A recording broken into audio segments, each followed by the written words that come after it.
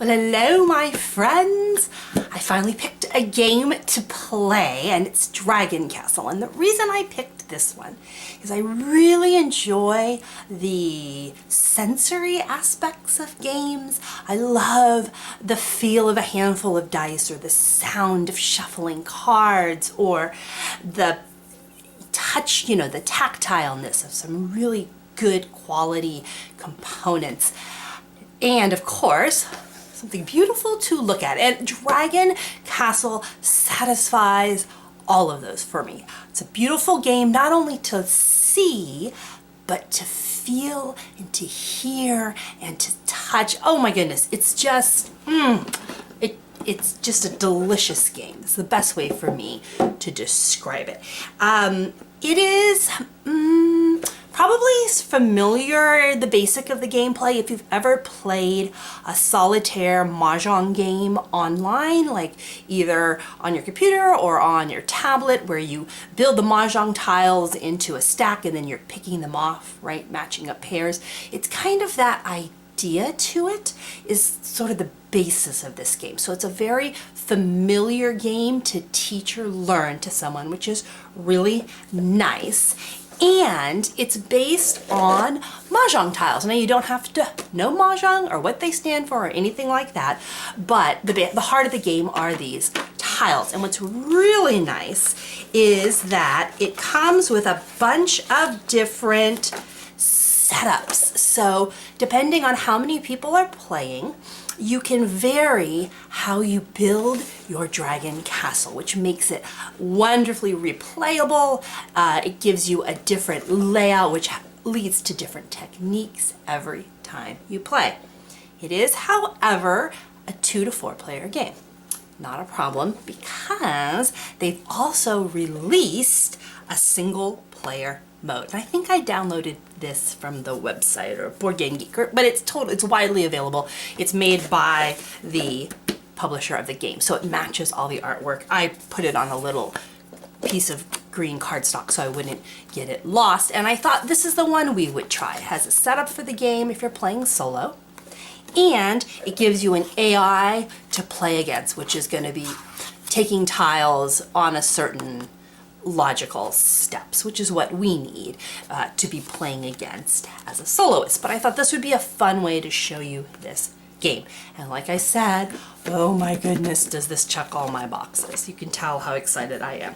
All right, so we have the game board, which is simply beautiful. It comes with an open board if you want to design your own dragon castle.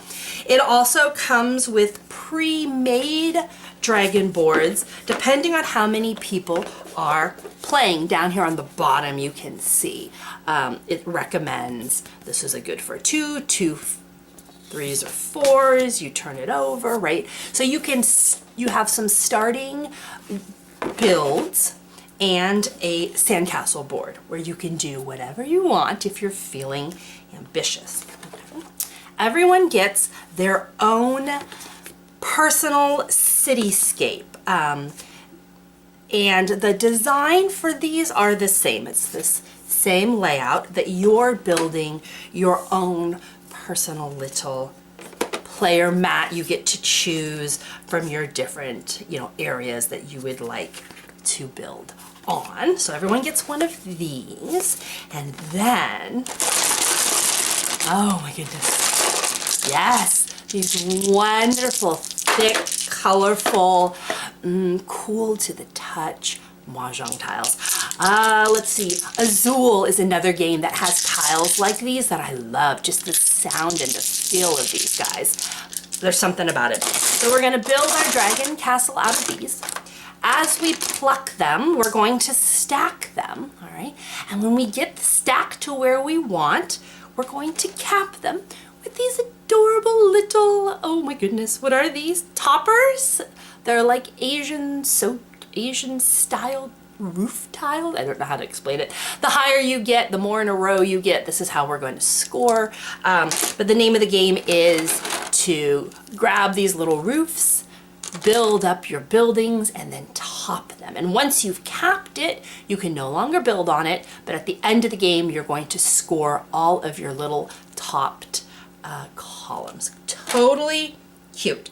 There are some additional, if I remember right, like power-up cards that you can use to make it a more advanced game. You can pick a what would you call these? Not zodiac symbols, but you could pick an animal, and every animal, like if you're playing the peacock gets a special ability, which is, you know, whatever that iconography means. This is a language-free game. Everything is icon based.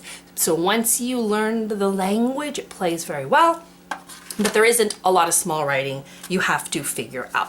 There are some wonderful little cards that explain scoring, and this is probably the hardest part to wrap your mind around, is how you score, because that's what you're building toward, right? So if you don't explain this part well, you get to the end of the game and people are like, oh, I didn't know that. I wouldn't have put that there if I had known. So these little cards are so handy. Once again, though, it's all image based. So until you understand the image, it can be a little bit confusing to maybe get going, just to figure out what you're doing and how you score it. All right, that's the only difficult part of this game. Beautiful insert to keep everything pretty. Victory point tiles that we're gonna need. And I believe these are the round markers to mark off how much more time is left in the game. All right, so let's just set up and go for it. And I might, well, let's just see what happens here. Find our little, here he is, single player mode. This is us. Let's figure out how to set this bad boy up. So the setup is: the omniscient dragon of ingenuity has challenged you to a duel of wits. You'll have to try building the most magnificent realm you can, while they, the omniscient dragon of ingenuity, will do their best to hamper your efforts and steal the tiles you need from the dragon castle. The dragon will abide by very strict rules. If you're smart enough, you'll be able to bend those rules to your favor. Do you have what it takes? Do you have the skills? Good luck. Okay, great. So that's our little intro flavor text. Placing the tiles. All right. You'll try to score as many points as possible playing against an AI. All right, so it's a point salad game. That's fine. Interestingly enough, though, the AI player is not building their own realm. They are only removing dragon tiles depending on your actions. So it's not like the AI is picking tiles that help them build their realm. They are picking tiles solely to get in your way and mess you up. So, you know, this AI is out to get us. All right. So we have to pick our tiles and use our actions carefully to force the dragon to take the tiles you need the least. Core rules remain basically the same. All right. So setup: place the central board for 3 players and build the dragon castle accordingly. All right. Let's start there. So the first thing we're going to need to do is find the right player board. And they're double-sided. But in the top left corner, you'll see a little people icons up there. And we're going to look for the one that has 3 people on it. That looks like it. Yep, found it. Great. Now, we need the tiles. We're going to grab a nice big handful here and dump them out and kind of mix them up a little bit and get them down on the board.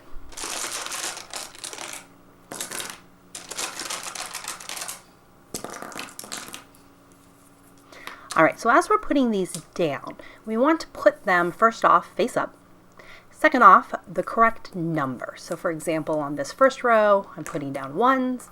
Now I'm going to put down a stack of 2 and then back to a 1. Remember, they need to go face up, because as you're sort of plucking them, you're going to be revealing the tiles underneath, and that's part of the gameplay and the strategy that goes on here. One thing you don't want to do is put down all 1s. Don't cover the entire board with 1s and then think, I'll do the 2s next and then the 3s, because you will have covered the numbers, at which point you'll have to clear the board and start again. Trust me, this is a mistake that I have made many a time. So you're just going to keep on building these up.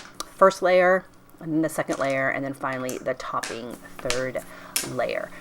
This is the basic setup. If you want to get a little more advanced, there are others that you can choose from the back, but since this is our first playthrough, we're just going to go with this. So while we're doing this, let's talk a little bit about the types of tiles you see here. There are 3 basic suits, as I like to think of them: red swords, green bamboo, and those yellow medallions.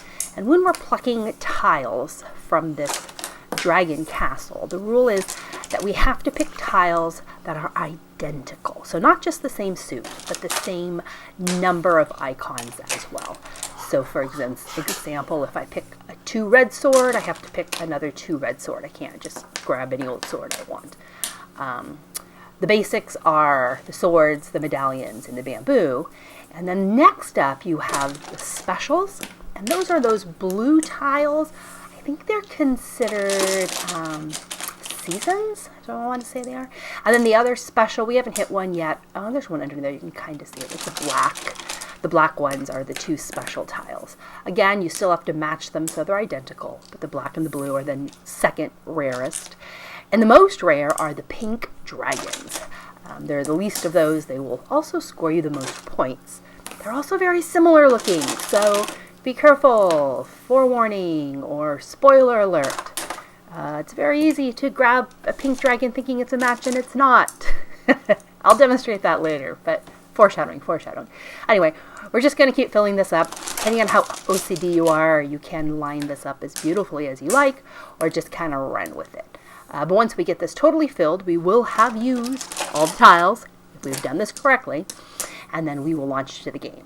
So let me skip forward in time to where this little castle is finished. So there we have it. We've created the dragon castle. Ooh, it's a little bit hard to see, isn't it? I might have changed the angle because, as you know, when we're picking pieces, we need to be taking them. The layers matter. So let's see if I can change the angle of this just a little bit. Okay, hello, back again. Hopefully you can see a little bit better here the different layers of the dragon castle. We have the bottom layer here. The second layer runs sort of right here. And then this little piece right here is the top third. Hopefully you can see those edges. It's a little bit tricky, but bear with me. You get the idea. So we pick our own little dragon board here. And next up, place the stack of countdown tokens on the leftmost space, then cover 3 of the spaces like a game with 3 players. All right, so we're just gonna set this up like a 3-player game. And down here on the bottom are little round markers, so we're gonna cover 3, 2, last round warning, rest of the tokens, we're just gonna sit right here, all right? Next up, we take our little realm card here, and on the far side, we have a place to store our little shrine tokens, and we're gonna start the game with 1. We're just gonna take that and put it right here. You don't play with any spirit or dragon cards in play for the solo game. So let's talk about what we can do on our turn, and this is summed up in these little turn cards. And we have to do one of these actions on our turn. After we take the action, we then get to place our tile. So placing the tile doesn't count as your actions, but you do have to do one of these. And they simply are, all right, first, you can pick a pair of tiles, okay? Your tiles must be identical, and you have to remove them legally, okay? So for example, what does that mean? You can always pick tiles that are exposed. So you can't dig into the dragon castle to get a tile. They must be sitting along the edge of any tier you want. But as long as their edge is exposed, you can take them. And to decide if it's exposed, what you're looking at is the long side of the tile. If the long side is free, you can pick it. So let's hop over to the castle real quick.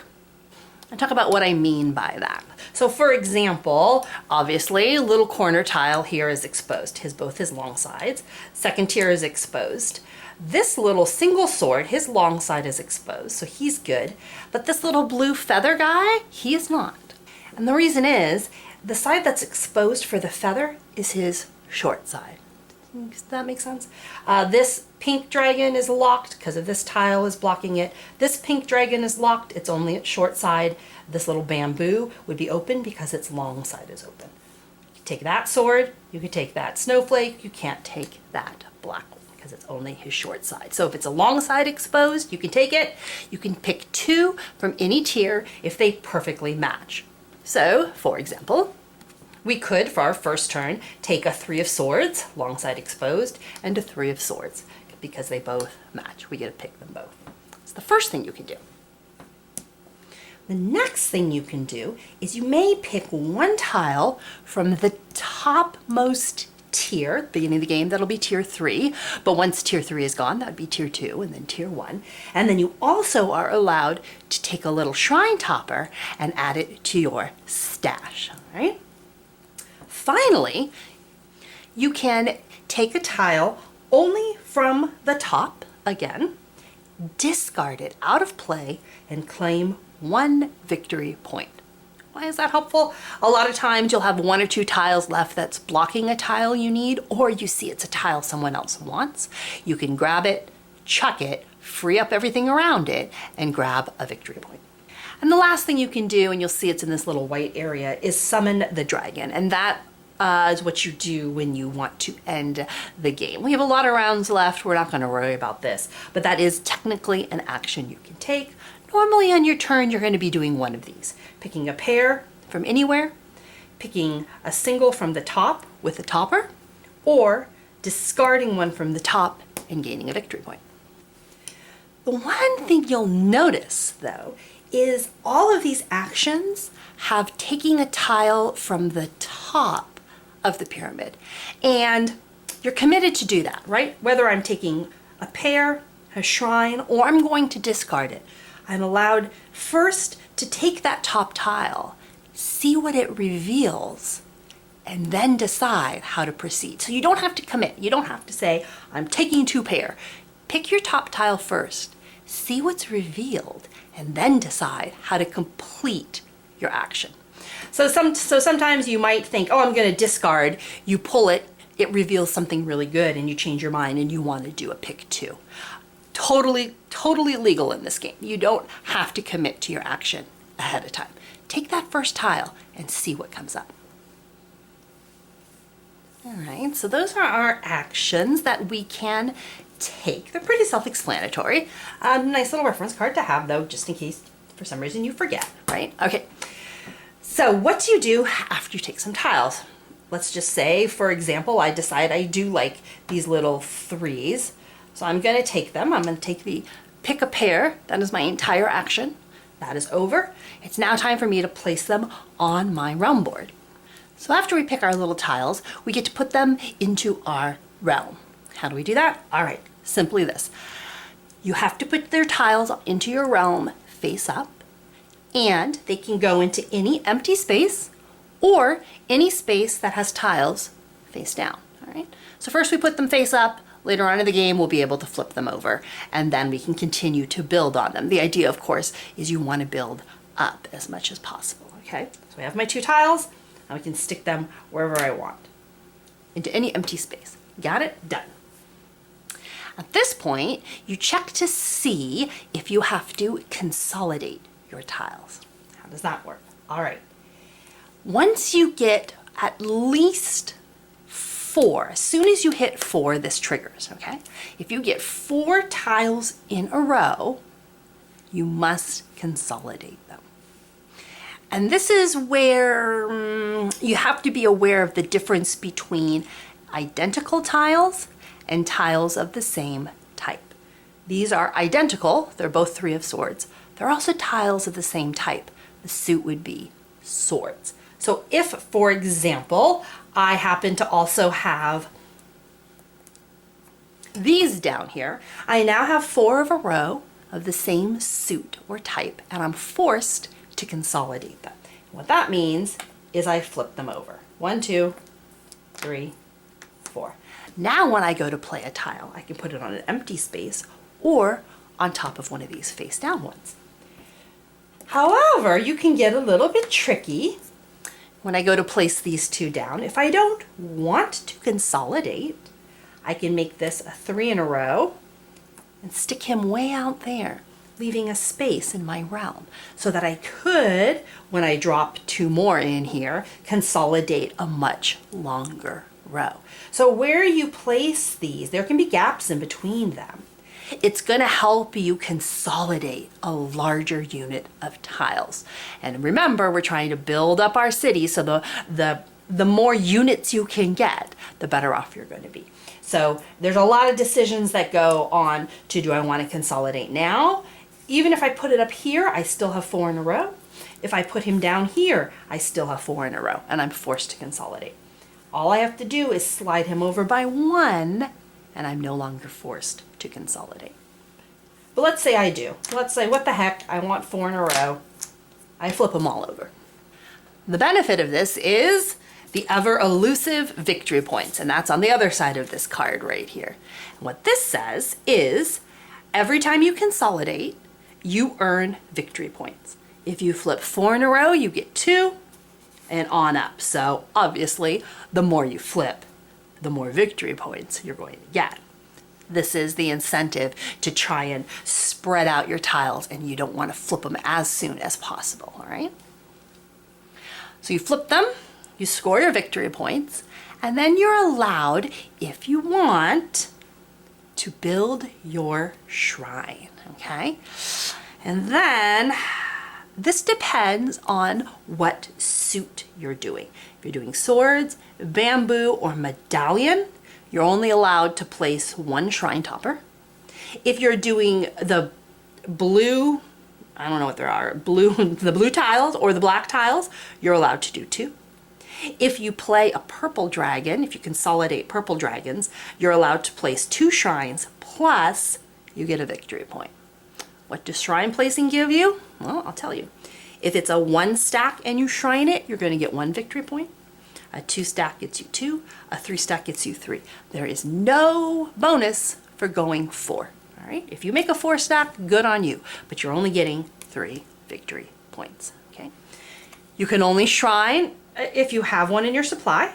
And once you do, that stack is closed. You can no longer put tiles on it. Okay. Let's say I do this and I shrine that way. Great, fabulous.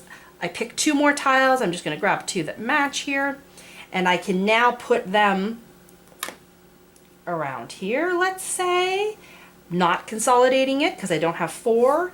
I can put them here, let's say, right? So I could put them here. I could put them way down here. It doesn't really matter.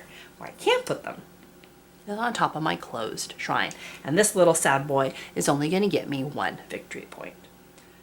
So what I could do is I could put them, let's say, here and here. Okay. And then the next time I drew some blue tiles, I could put 1 in the middle and 1 here and flip them. And now this guy's a 2 stack and I can shrine him and get 2 points.